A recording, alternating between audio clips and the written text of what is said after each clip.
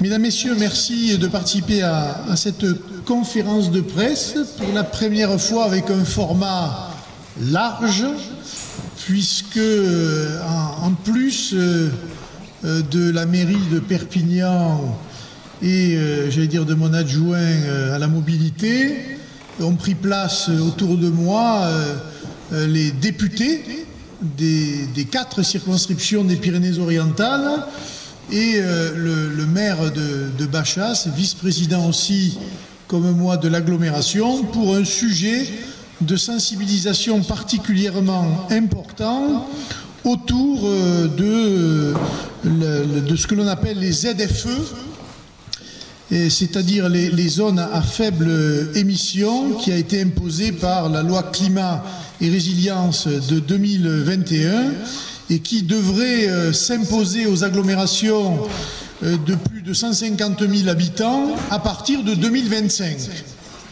Or, cette loi ZFE, enfin cette zone ZFE qui nous serait appliquée, va entraîner un certain nombre de problèmes à beaucoup d'habitants de Perpignan, mais pas que, puisque Perpignan étant la ville-centre et la ville-préfecture du département, eh bien, et disposant de tous les équipements de centralité dans ce département, eh bien, en fait, on s'aperçoit que ce sont tous les habitants du département qui vont être impactés d'une manière ou d'une autre par cette zone de privation, en quelque sorte, de liberté d'aller et venir, avec des dispositifs que nous contestons, ou que nous nous apprêtons à contester, à la fois à Perpignan et au sein de l'agglomération, mais aussi par l'intermédiaire de nos députés à l'Assemblée nationale, tout simplement en proposant un certain nombre d'amodiations ou d'aménagements de cette loi, parce qu'on ne voit pas très bien comment elle pourrait s'appliquer comme ça d'une manière brutale et d'une manière irréversible sur un territoire comme le nôtre. Alors pourquoi? J'allais dire, la première chose pour laquelle ça paraît évident, c'est une loi qui est faite contre les pauvres. Voilà. Au prétexte qu'on veut défendre l'environnement, cette loi, eh bien, elle s'adresse en priorité à priver les gens qui ont des véhicules d'un certain âge, à les empêcher de venir dans les centres-villes pour tout simplement participer, ne serait-ce qu'à leur travail, ou aller à des rendez-vous médicaux, ou je ne sais quoi encore. Bref, c'est eux qui seront les principaux pénalisés. Il y a un critère social qui me paraît déterminant, et par exemple, en ce qui concerne PMM, si on appliquait l'ensemble des critères qui sont prévus par cette loi, c'est-à-dire les critères 3, 4 et 5, on interdirait 41% des véhicules particuliers et 51% des véhicules utilitaires. Vous imaginez, à horizon, voilà. Et ça paraît complètement fou. Le dispositif appliqué tel qu'il est, présent aujourd'hui, donc, affecterait un véhicule sur 2, pratiquement. Ce qui n'est pas envisageable, ce qui n'est pas possible, et évidemment, Perpignan sera fortement impacté. C'est une création aussi d'une fracture territoriale.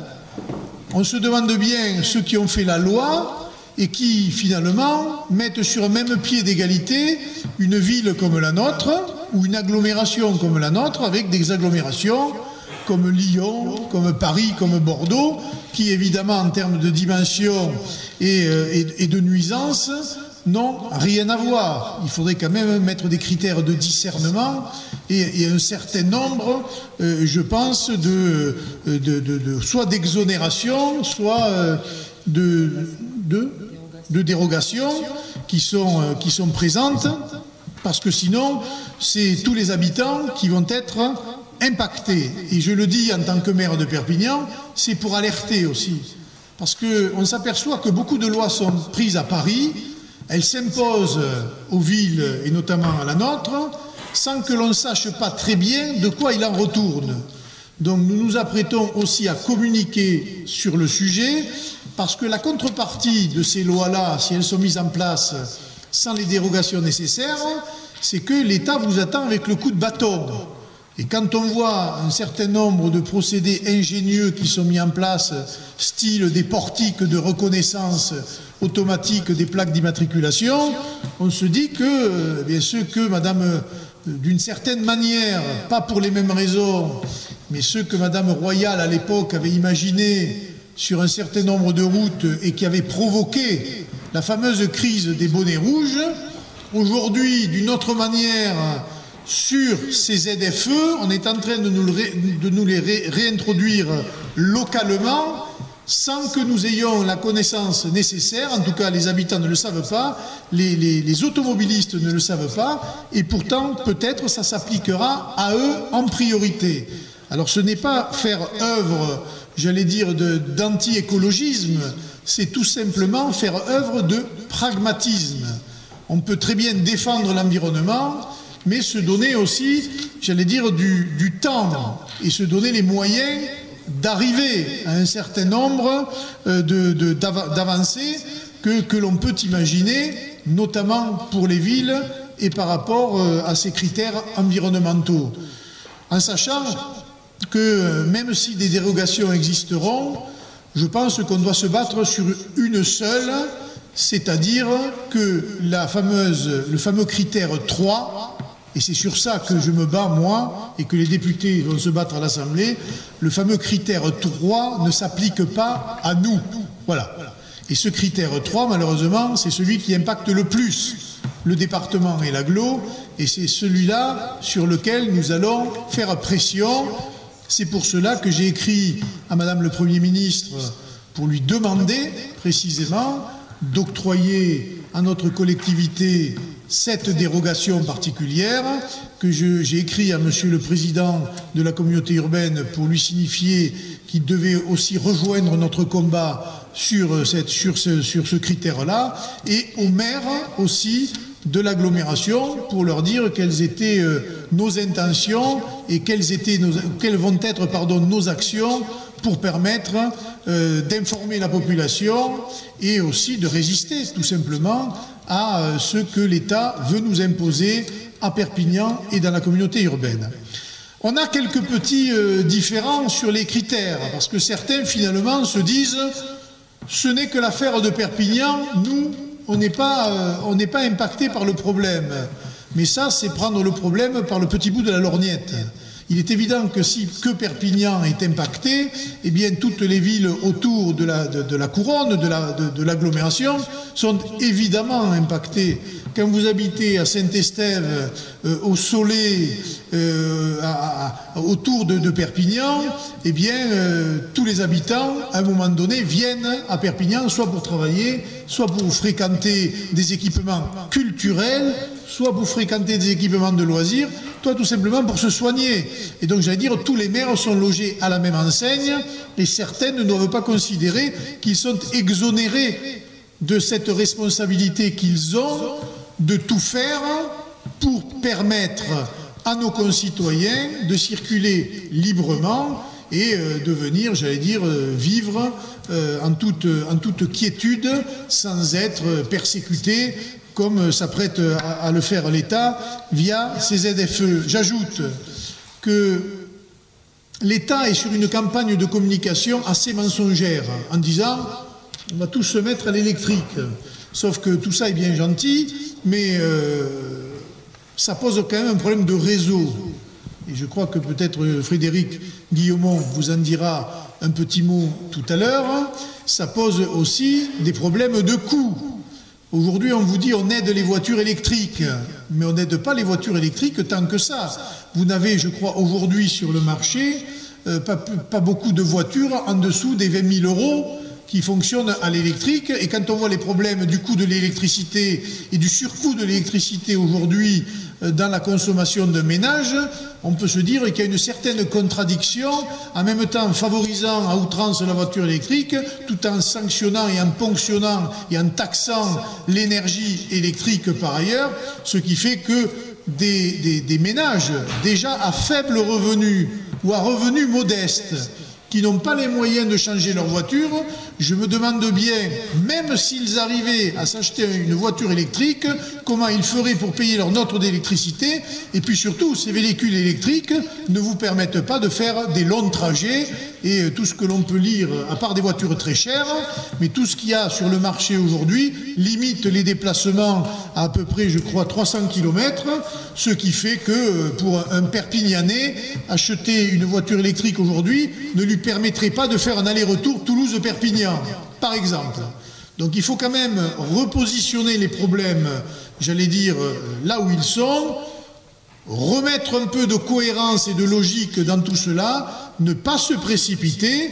Cette loi, elle est là. En tant que collectivité, certes, on est tenu de l'appliquer, mais on n'est pas non plus tenu de l'appliquer bêtement et sans discernement, et on est surtout astreint, à mon avis, et obligé de résister et de riposter auprès des pouvoirs publics et de l'État, en l'occurrence du préfet et, ce qui concerne les Pyrénées-Orientales, pardon, de monsieur le préfet, tout simplement pour dire que nous n'accepterons pas de signer, j'allais dire, une ZFE en blanc sans qu'il y ait les dérogations nécessaires et surtout l'exonération des vignettes de critère 3 sur Perpignan et sur l'agglomération de Perpignan. Ça me paraît être la seule mesure qui serait de nature à nous faire voir les choses autrement. Voilà. Donc nous entrons en quelque sorte en résistance sur le sujet et maintenant vous allez voir que ce soit le maire de Bachas qui est à l'extérieur de Perpignan mais dans l'agglomération, le problème se pose tout autant et puis les députés qui voudront prendre la parole sur ce sujet vous expliqueront comment elles comptent le faire à l'Assemblée en sachant que nous avons déjà une collègue qui s'appelle Anne-Sophie Frigou qui a déposé déjà une première proposition de loi visant à supprimer les ZFE. Pour l'instant, ça n'est pas encore arrivé en débat dans l'hémicycle, mais très certainement ce débat aura lieu parce qu'il concerne des millions de Français et que le gouvernement ne va pas s'exonérer d'un débat sur le sujet, d'une évolution de cette loi dans le sens de tenir compte de la fracture territoriale et de la fracture sociale, parce que cette loi, qu'on le veuille ou non, est une loi qui est faite pour pénaliser les plus pauvres d'entre nous. Voilà, j'en termine et je laisse maintenant la parole de gauche à droite à voilà, maire de Bachas. Merci. Non. Moi, m'inscrivant dans les propos de Louis Alliot, je voudrais, en tant que maire d'une commune qui n'est pas sur la carte concernée donc, par la mise en place de cette ZFE, mais qui est totalement concernée par le fait que les populations de toutes nos communes autour de la ville-centre, et quel que soit le département, c'est un mode de vie, un mode de fonctionnement qui vont faire automatiquement que nous allons être dans l'impossibilité de pouvoir continuer à vivre et à travailler tel que nous le faisions, mais tel que nous le faisons encore, je dirais, mais surtout, cela va être un coup fatal à une bonne partie de l'économie. Je m'explique. Que l'on habite à Bachas, à Pézia et dans d'autres communes autour de la ville-centre, au-delà de la première couronne. Inévitablement, depuis 50 ans, tous les gouvernements successifs ont voulu centraliser dans des bassins de vie, dans des bassins économiques, la vie professionnelle et la vie en commun, je dirais. C'est dans les structures de santé, les hôpitaux, les cliniques, les centres de rééducation. Ce sont toutes les structures commerciales, mais aussi les structures économiques, les zones d'activité économique dans lesquelles nos populations se rendent. Et je dirais du plus jeune au plus âgé, parce qu'il y a un certain nombre de structures que nous n'avons pas dans certaines de nos communes. Et donc inévitablement, en termes d'aménagement du territoire, c'est un coup très dur, voire un coup fatal à la vie de nos habitants.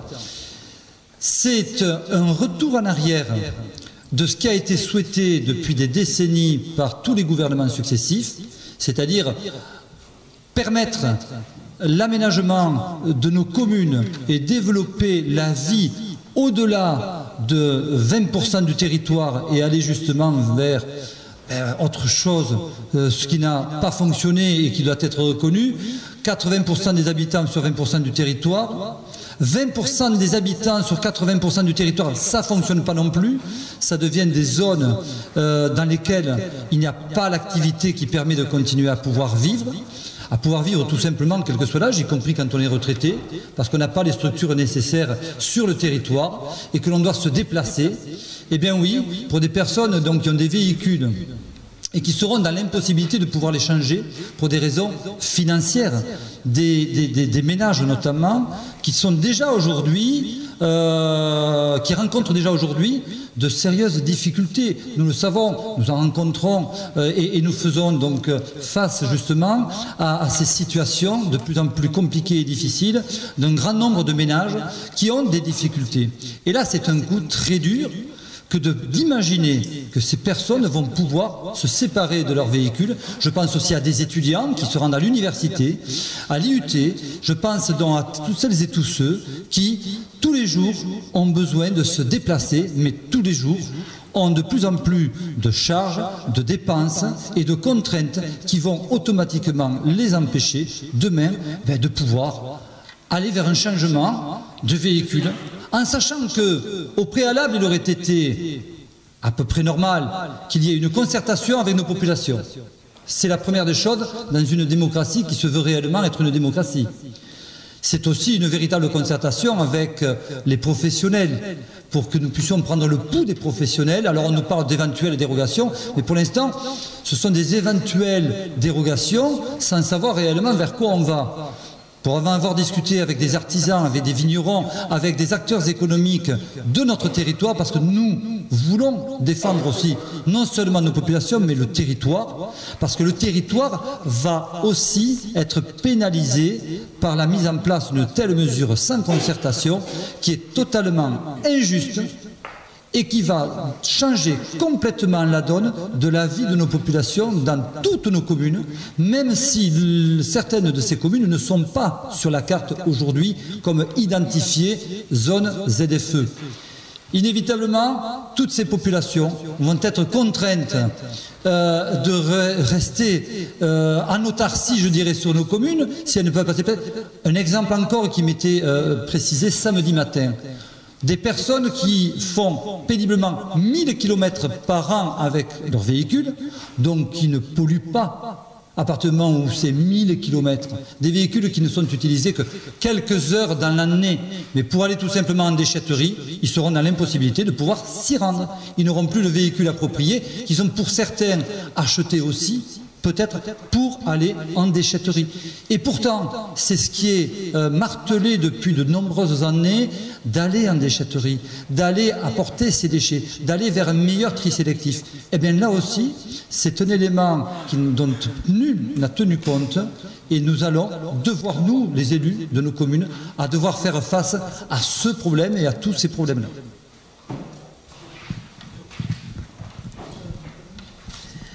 Oui, comme monsieur le maire de Perpignan et monsieur le maire de Bachas, je tiens à revenir également sur les inégalités. Cette mesure liberticide est socialement injuste. C'est près de la moitié des Français qui aujourd'hui ne pourront plus accéder aux grandes villes. À l'Assemblée nationale, nous avons, l'ensemble de nos collègues, posé une question donc à ce sujet au ministre de l'Écologie sur ces ZFE. La récente mission Flash, il faut le savoir, qui leur a été consacrée, reconnaît que malgré les aides proposées, le reste à charge moyen des ménages et des entreprises pour accueillir un véhicule propre électrique ou hybride est à plus de 20 000 €, supérieur à 20 000 € et atteint jusqu'à 40 500 € en moyenne pour l'achat d'un véhicule hybride rechargeable. Il reste bien trop élevé encore les plus défavorisés, pour les plus défavorisés qui remboursent encore leur véhicule actuel. Malgré ce constat accablant, le gouvernement ne remet pas en cause la mise en place de ces zones. Donc, je lui ai demandé de bien vouloir, à défaut d'être en consultation et de travailler, de faire un groupe de travail, mais et d'évoluer dans ce sens-là, surtout pour ces personnes qui ne peuvent pas changer leur véhicule et qui ont besoin de leur véhicule pour aller travailler. Afin que les voitures les plus polluantes, critère 3 ou plus, terminent leur cycle de vie. À l'heure où nous devons engager des réformes primordiales pour rendre du pouvoir d'achat aux Français, celle-ci est profondément injuste. Elle va une fois encore vider leur portefeuille, le portefeuille de nos concitoyens. Avec mes collègues députés du Rassemblement national, nous nous opposerons fermement à ce projet liberticide. Merci.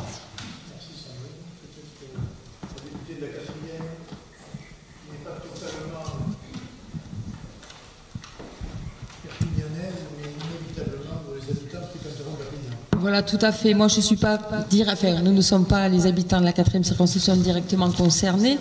Mais s'ils veulent venir à Perpignan, moi, j'ai quand même une zone qui est très rurale. Il y a beaucoup d'habitants qui ont des anciens véhicules, qui ne roulent peut-être pas beaucoup. Moi, je suis très inquiète sur le fait qu'ils ne puissent pas venir sur Perpignan, pas venir se soigner, pas venir pour des documents administratifs, pas venir sur la ville. J'ai déjà déposé une question écrite à la ministre de la Transition écologique sur ce point. J'attends sa réponse, j'espère qu'elle va me répondre. Et ensuite, nous toutes les quatre, notre travail de parlementaire, on va déposer des amendements et on va défendre le critère 3 et demander des dérogations. Merci. Peut-être pour terminer, Frédéric, alors Perpignan joue petit bras en matière... Oui, petit bras va répondre. Oui, concernant Perpignan, nous, dans notre rôle de gestion de la ville et des équipements, il va bien falloir que nous respections les critères et les termes de cette loi, qui, je le répète, ça a été dit, mais discriminatoire, elle est brutale, elle est financièrement élitiste. Elle va laisser, parce qu'on parle de tout électrique, je ne suis pas sûr que d'ici 2 ou 3 ans, le parc électrique se soit développé comme on le souhaite. C'est pour cette raison que nous avons d'ores et déjà mis en place un programme d'installation d'une centaine de bornes électriques sur la ville de Perpignan. Ces charges électriques, elles, vont être mises avec des tarifs le plus bas possible à l'électricité, mais comme vous le savez bien, on ne sait pas ce que vont devenir ces tarifs électriques. On ne sait pas l'électricité, ce qu'elle va coûter demain ou après-demain. Donc on va voir ce que cela donne, parce que l'État, pour des véhicules, comme ça a été dit aussi, à grands coûts, c'est grands coûts et petite aide. Donc ça ne va pas être facile pour les gens qui ont des véhicules en fin de vie, en fin de cycle, pour se rééquiper.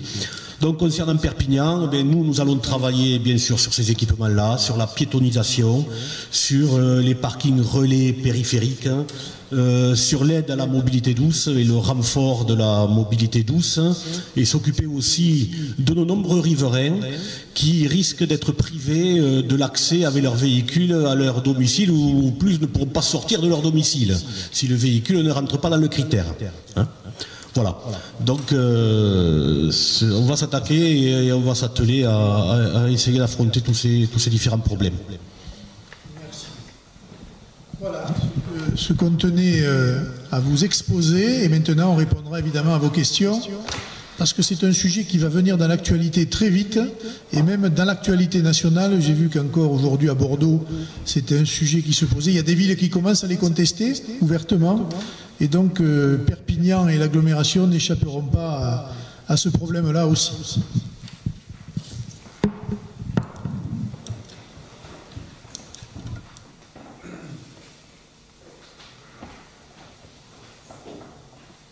S'il n'y a pas de questions,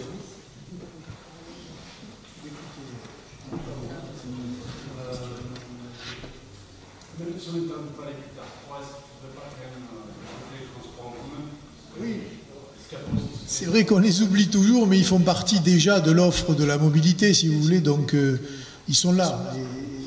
Et précisément, c'est l'agglo qui a la compétence de ce transport en commun, mais le transport en commun, il est aussi, j'allais dire, tributaire de l'offre, de tout ce que l'on peut faire pour inciter les gens à le prendre.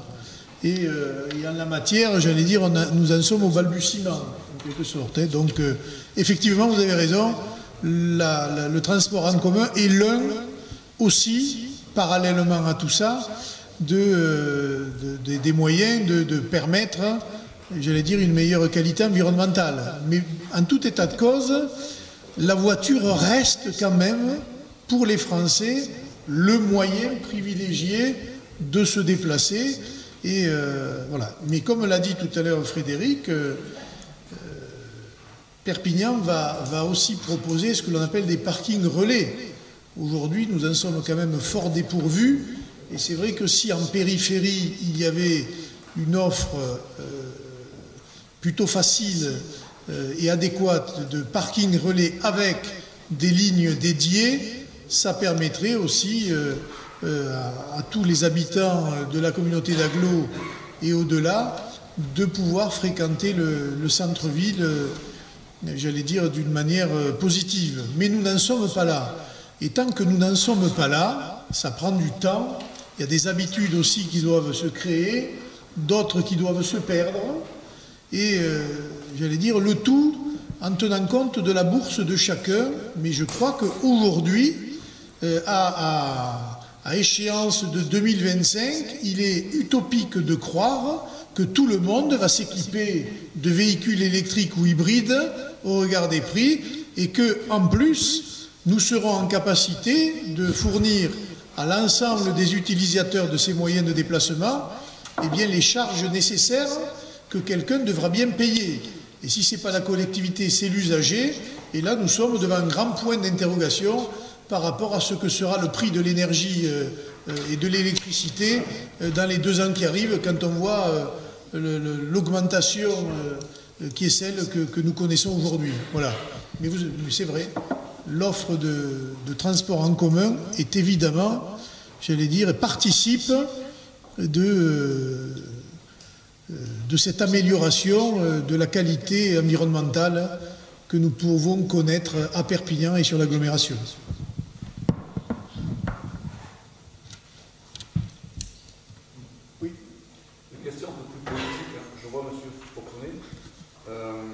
Conférence de presse, c'est pas aussi une opposition à la méthode Villa qui me fait penser un peu à Ponce Pilate qui se lave les mains sur ce qui peut se passer sur Perpignan, etc., sur le territoire. Je ne parlerai pas de Ponce Pilate. Vous savez, cette loi, on en parle depuis très peu de temps, en fait, parce que personne ne s'est rendu compte qu'elle allait s'appliquer à nous à la vitesse où elle s'est appliquée à nous, où elle s'applique à nous. Donc nous avons depuis quelque temps des réunions avec les services de l'agglo et l'élu qui en est en charge, en l'occurrence c'est le maire de Toreil, le docteur Médina, mais on voit bien les problèmes qui se posent et en tout cas nous, on donne notre vision du problème. On aura l'exposé d'ailleurs à l'agglomération à la prochaine plénière, où peut-être on déposera une motion sur le sujet pour que chacun prenne ses responsabilités. Mais je ne sais pas très précisément, j'allais dire, ce que l'agglo va défendre. La seule chose dont j'ai entendu parler, c'est se positionner par rapport au zonage, en laissant entendre en quelque sorte que c'était un problème purement perpignanais et que les autres n'étaient finalement pas concernés. Mais c'est là qu'est un faux problème, parce qu'à partir du moment où Perpignan a tous les équipements de centralité, eh bien, ils concernent toutes les villes de l'agglo et au-delà les villes du département. Quelqu'un qui veut aller demain, même en matière culturelle, celui qui veut aller au théâtre de l'Archipel, au conservatoire, qui est de compétences communautaires, ou même au cinéma en centre-ville, à un moment donné, il va bien falloir qu'il passe par Perpignan et sous ces fameux portiques avec les véhicules qui seront à sa disposition. Donc nous, on va défendre ça. C'est une défense à la fois territoriale et sociale. On est en train de s'en prendre à nos concitoyens qui ont le moins de moyens. Parce que ceux qui ont les moyens, j'allais dire, ils ne sont pas touchés par ce problème. Ils ont déjà les voitures qu'il faut, ils seront capables de s'équiper. Et si vous voulez, on a l'impression que c'est une loi pour bobos contre une loi pour ceux qui bossent et qui n'ont pas les moyens et qui, j'allais dire, qui ont du mal à boucler les fins de mois. On a l'impression que cette loi, elle est une loi pour bobos. Alors, je ne vais pas dire parisiens, mais des grandes villes qui vivent avec la modernité, etc. Mais il faut se rendre compte que dans notre département, c'est pas ça. Et quand vous voyez aujourd'hui la une du quotidien local sur l'état de pauvreté de nos quartiers, de notre ville, par rapport, par exemple, aux écoles, on se dit que s'il y a des enfants dans des zones aussi pauvres, je suppose que leurs parents le sont aussi. Et il va bien falloir que l'on m'explique comment ces gens-là, demain, vont pouvoir tout simplement utiliser leur véhicule pour vivre et là, personne n'y répond.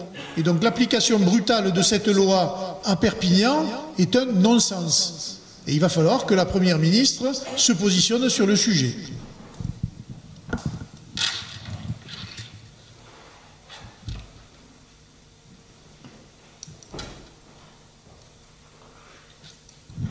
Écoutez, s'il n'y a pas de questions, je vous remercie.